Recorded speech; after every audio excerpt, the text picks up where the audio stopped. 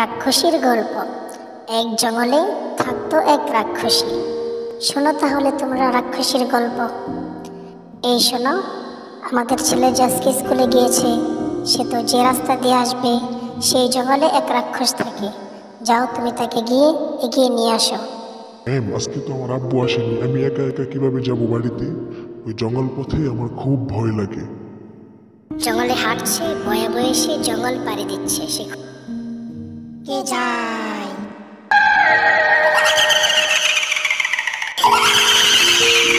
বাঁচাও, আমাকে বাঁচাও, বাঁচাও।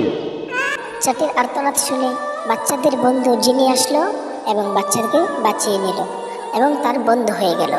তারপর তার বাবা আসলো, এসে ছেলেকে ভালোভাবে দেখে খুবই খুশি হয়ে গেল এবং আনন্দের সাথে বাড়িতে ফিরিয়ে নিয়ে গেল।